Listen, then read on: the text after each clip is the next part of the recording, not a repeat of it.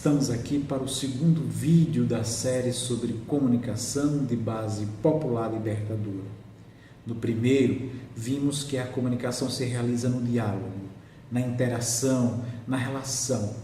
Vimos que ela nos humaniza, ela nos torna comuns, sujeitos interlocutores que vão produzir o conhecimento crítico sobre a liberdade. A comunicação como lugar de encontro para nos emancipar, nos libertar. E vimos que a base desse pensamento está em Paulo Freire. Pois bem, e o que fazem os meios tradicionais de comunicação? Fazem comunicação os jornais, as rádios, as TVs, os sites. Ora, eles são meios de comunicação. E o que fazem os jornais populares, as rádios populares e comunitárias, os sites e as pastorais de comunicação? Fazem mesmo comunicação? Calma, vamos com calma. Primeiro, recorro novamente a Paulo Freire. Lembram que eu disse no vídeo anterior que o professor Vinícius Lima percebe uma equiparação epistemológica entre educação, cultura e comunicação. Pois bem, essa ação implica em perceber também que as organizações de mídia tradicionais têm funções simbólicas, ideológicas, bem semelhantes ao do sistema de educação, por exemplo, na sociedade capitalista em que vivemos. E, em geral, o que o sistema educacional oferece, como ele se comporta. Na grande maioria dos casos, oferece aquilo que Paulo Freire chamou de educação bancária, que entende o professor como dotado de algum conhecimento e que vai despejar, vai transmitir, vai depositar, por isso bancária, depositar nos alunos esse conhecimento, o conteúdo, a instrução. Os alunos, por sua vez, são tratados como cabeças vazias, receptoras do conhecimento passado pelo professor. O professor, então, é uma espécie de emissor, detentor da informação. E o aluno é apenas e tão somente um receptor, o depositário da informação. Perceberam? E as mídias? O que fazem os meios de comunicação com a gente, com os públicos, com as audiências? Nós, os públicos, nas mídias, quase sempre também somos apenas que depositários de informações, objetos, pacientes de um processo de transmissão de informação. E aqui eu volto a fazer a provocação. Como ocorre a comunicação das organizações populares, dos movimentos, dos sindicatos, das associações que trabalham especialmente com a chamada comunicação popular e comunitária e alternativa. Como as mídias populares, comunitárias e alternativas lidam com os seus públicos. Essas mídias populares são uma espécie de porta-vozes do povo? Seria isso? Isso, cá para nós, está correto? O que é que elas propõem aos públicos? Que as audiências façam a pronúncia do mundo, iluminando os laços que nos humanizam ou também reforçam as rupturas entre nós, os vínculos humanos entre nós. Ficam aí essas questões para a gente pensar e aprofundar adiante. Por enquanto, é importante saber que os meios de comunicação social, especialmente aqueles dedicados ao chamado jornalismo, passavam a ser melhor estudados somente a partir do século XX, com as complexas percepções sobre os seus alcances, os papéis da imprensa na democracia, as práticas profissionais acordadas, etc.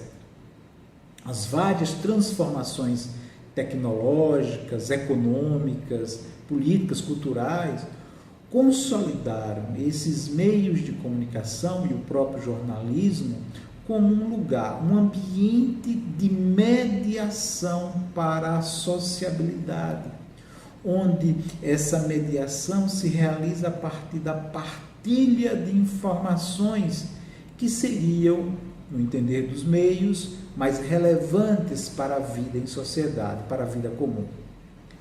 A percepção do jornalismo, por exemplo, como esse lugar de mediação, esse meio entre os fatos e os públicos, esse lugar de referência e de influência social e política, garantiu uma espécie de forte exercício de poder na mão dessas organizações midiáticas, aos proprietários dos meios, das grandes organizações de mídia, e que porque por ela nós tomamos conhecimento do que seria a realidade, do que está sendo ocorrido, do que se ocorre na sociedade, né? Então a gente tem uma realidade profundamente construída, e construída no nosso imaginário, né? Ou seja, esses meios atuam com significativo poder entre nós, né? Espero que vocês estejam acompanhando. Pois bem, essa força de mediação desses meios e que conforma parte das relações humanas levou inclusive alguns pesquisadores da área a identificar, por exemplo, que a produção noticiosa era construtora da própria realidade, né? Teórico Gay Tuchman, por exemplo, chegou a conferir às notícias o poder definidor dos significados. Mas é claro que não é bem assim, né? A vida não gira em torno dos meios de comunicação, das notícias, né? As notícias não têm um total poder definidor da vida sobre nós. Entretanto, nós não podemos desconhecer que as ações informacionais protagonizadas, vamos dizer, por grandes organizações midiáticas, buscam agir de modo muito persuasivo sobre nós, para assegurar o que é a realidade, como se essa realidade fosse toda, única, total e possível, sem alternativa. O professor Robert Parr também percebeu que o jornalismo tende a essa coesão social. O professor Adriano Rodrigues disse que o jornalismo busca emprestar uma espécie de racionalidade para a nossa experiência do aleatório do mundo. Paulo Freire também já tinha percebido que os meios de comunicação encurtam o mundo e o tempo, o ontem que vira o agora, o amanhã que já está feito, tudo isso muito rápido, né? Com uma síntese muito grande sobre a vida, e é um fato atrás do outro, né? Ou seja, não há tempo, inclusive, nem para reflexão sobre os interesses que estão por trás ou no meio dessas divulgações que as grandes mídias realizam. Ocorre que com o advento da internet e de suas possibilidades e a emergência das chamadas redes, das mídias sociais, que atravessa parte, né, das nossas relações humanas e sociais contemporâneas, esse lugar fixo dos meios de comunicação, da grande mídia, ficou meio que bagunçado, vamos dizer assim, descentrado, perdeu o lugar de grande referência. Os grandes meios de comunicação social, no entanto, não perderam poder, mas tiveram que se adaptar com essas outras formas e esses outros agentes também poderosos na mediação social. a exemplo das chamadas Big Techs, né? São as empresas como Google, Facebook, a Amazon, o Twitter, etc. Nós, as audiências convocadas para essa mediação proposta pelas mídias tradicionais, já não estamos então mais localizadas numa comunidade específica, num lugar fixo. A gente não precisa, inclusive, mais esperar pelo telejornal da noite ou pelo jornal impresso do dia seguinte para saber das notícias. Elas estão ocorrendo quase que ao vivo, né? E a gente ali acompanhando, tudo filmado, não mais pelos meios tradicionais, mas acompanhado pelo celular, por grupos de WhatsApp, por pessoas que estão em todos os lugares filmando tudo, né? Alguém passou. Perceberam? De certa forma, nós, as audiências, passamos também a acreditar que somos também não mais só receptores dos grandes meios de comunicação, como a gente sempre foi tratado como receptor, né, nos modelos teóricos. Em outras palavras, nós também passamos a ser produtores de informação, participando diretamente desse processo, né?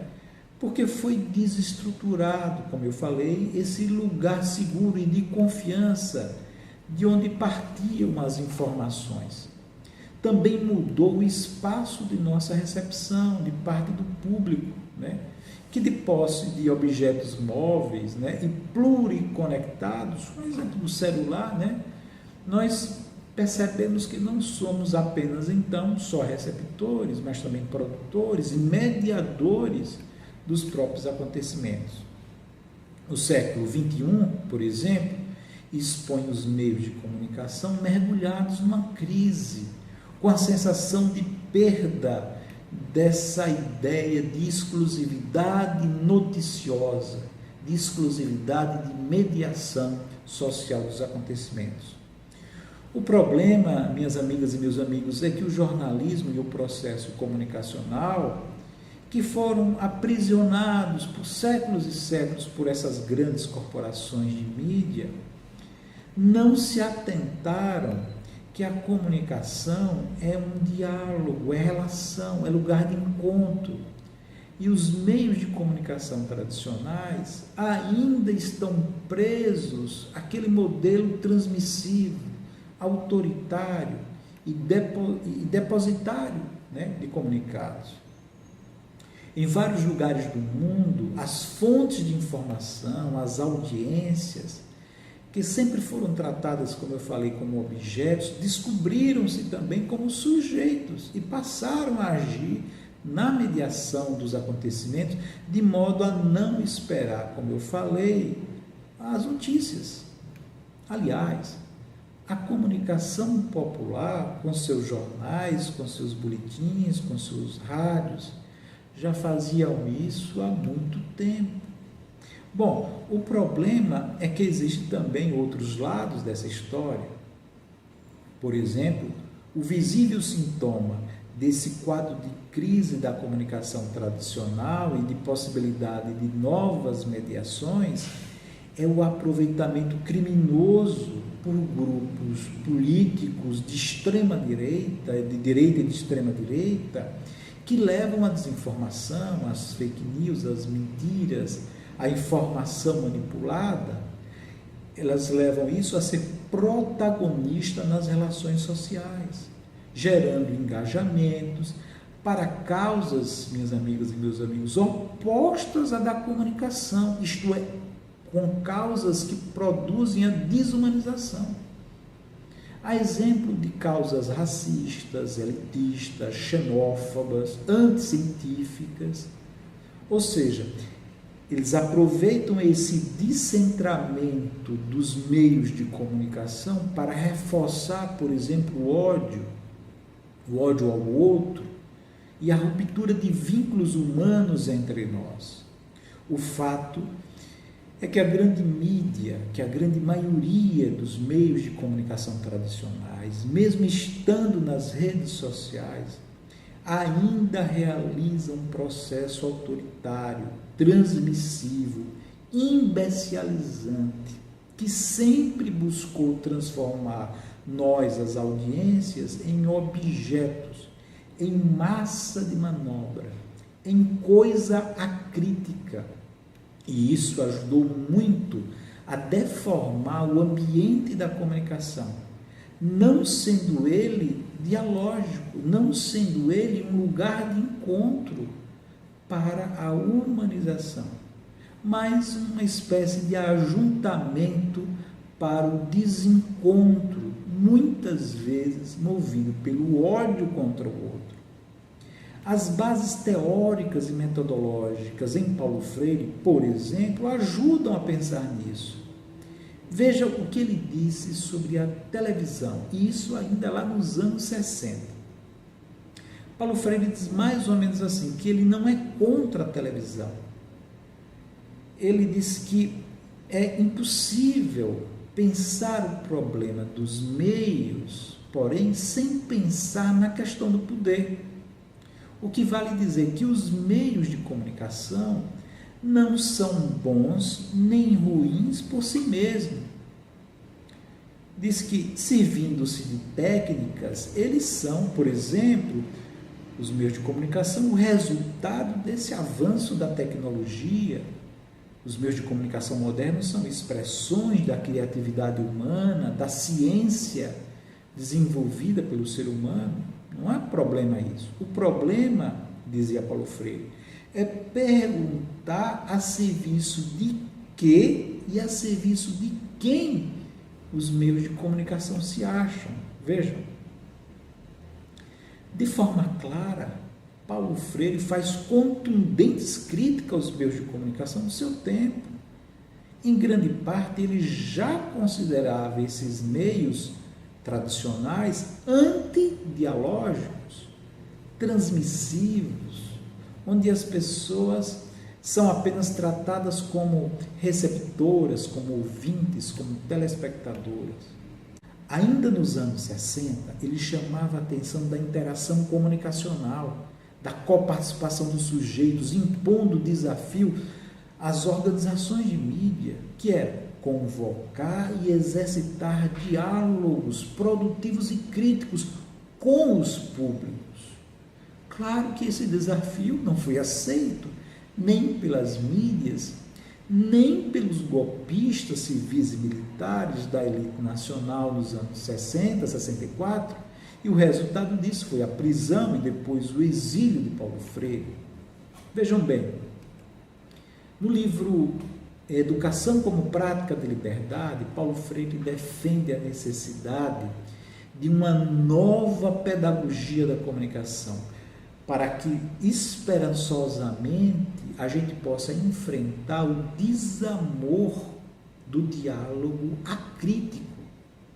Isso implica, minhas amigas e meus amigos, numa praxe rigorosa que envolve a pronúncia e a mediação.